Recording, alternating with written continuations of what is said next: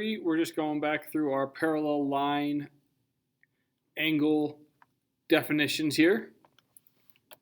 So angles with parallel lines, we have two parallel lines that are cut by this line called the transversal.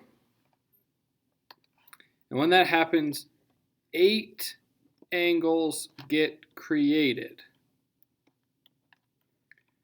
Each of these angles can be related to other angles based on what we want to look at. Now, overall in this picture, there's only 2 real angle measures.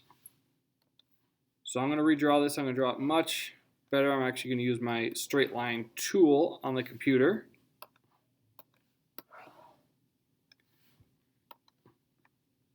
And knowing that this angle right here is 30 degrees, we are able to figure out all of the other angle measures with basically breaking no sweat. So 30 degrees are 2 intersection points. This angle is 30. This angle is 30. This angle is 30. These 2 angles put together have to add to 180. So inside this is 150, 150, 150, and 150. Figuring out these angle measures doesn't take too much. It's what goes along with it that makes it more challenging, and that's what we're going to talk about in this video. There are 5 angle types that we're going to basically use throughout this picture. Now, we did it on whiteboards, but right now we're just going to kind of go through the answers. So using this picture, alternate interior angles. These are the 2 angles inside the parallel lines. So we see them on the inside here. In between our parallel lines on opposite sides. Those 2 angle measures are congruent.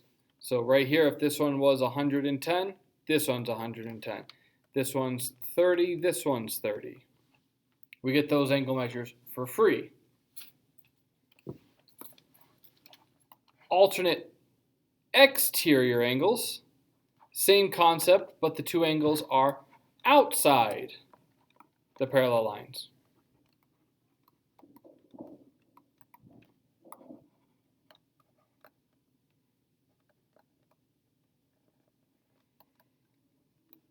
They're also congruent. So if this one's 110, this one's 110. If this one was 30, this one is 30.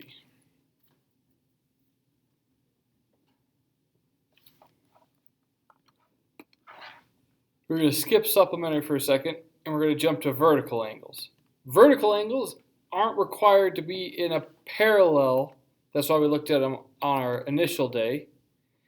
They're just when 2 lines cross, they're the angles that jump that intersection point. So there jumps over to that one. This one jumps over to that one. And then the 2 on the bottom. They're also congruent to one another. Corresponding angles.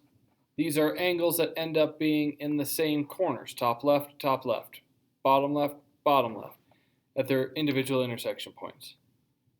So I kind of look at it kind of like 2 joysticks. They're both pointing in the same direction with the joysticks. Pointing up to the left, up to the right, down to the left, down to the right for the 2 joysticks. They correspond. They are also, forgot to put this on here, congruent. Last but not least, supplementary, and there's a lot of them, but here are just 8 of the possible supplementary angles on this picture. Notice that each supplementary angle is side by side with its counterpart. So this one's 30, this one's 150, this one's 150, this one is 30, this one is 30, this one's 150. so on and so forth in the big circle.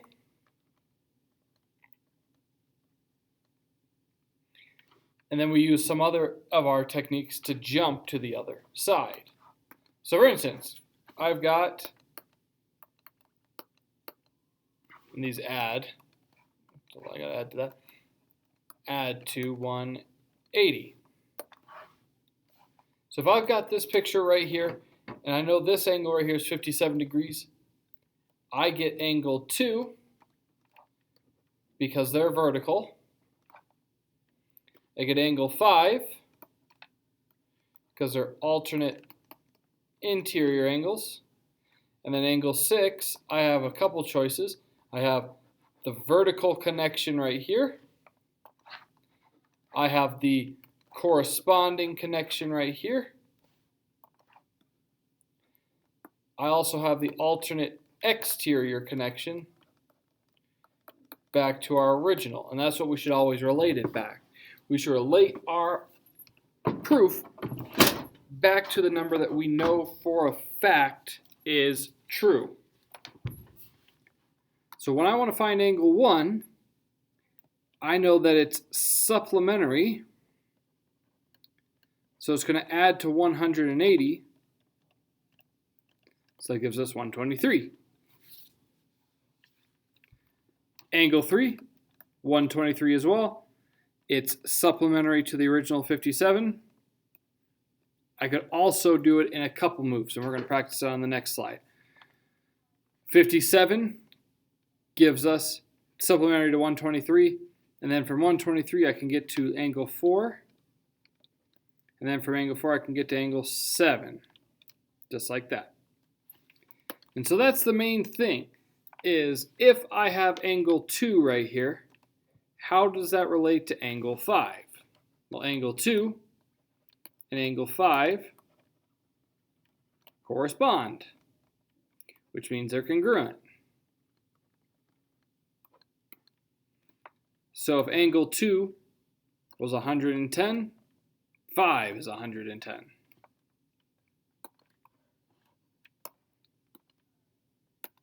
Angle 1 right here to angle 8 right there. They are alternate exterior angles. Also means they're congruent. So this one's 70, this one's 70.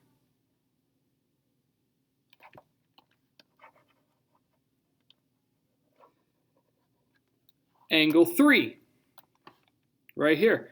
I want to relate it to angle 4. Well, angle 3, angle 4 are supplementary. Go back up here and say angle 1 and angle 2. So because it's supplementary, if angle 3 is 110, angle 4 is 70.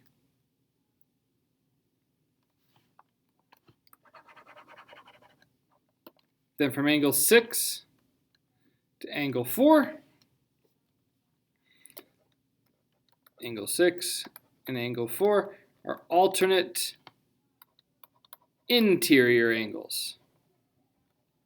So if angle 4 is 70, so is angle 6. If we have to do a jump from one number to another that isn't a direct link, for instance, 4 to 5, we don't have a definition for 4 to 5, not one that we want to use often enough. To go from angle 4 to angle 5, I'm going to have to take a pit stop somewhere else.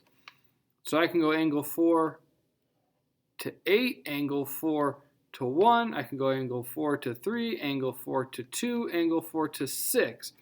I have all of these options. I just have to pick one. Probably the easiest is to go from 4 to 3 because they're supplementary. Then from 3 to 5 by alternate interior angles. And there we have it. If you can't get there directly, you're going to find an angle you can get to and get there that way. Maybe I have angle 2 and I want to get to angle 6. From angle 2, I could jump to 3, I could jump to 4, jump to 1, jump to 7, jump to 5.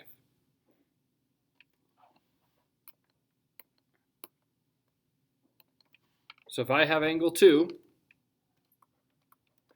I'm going to go to angle 3, vertical, angle 3 to angle 7, corresponding,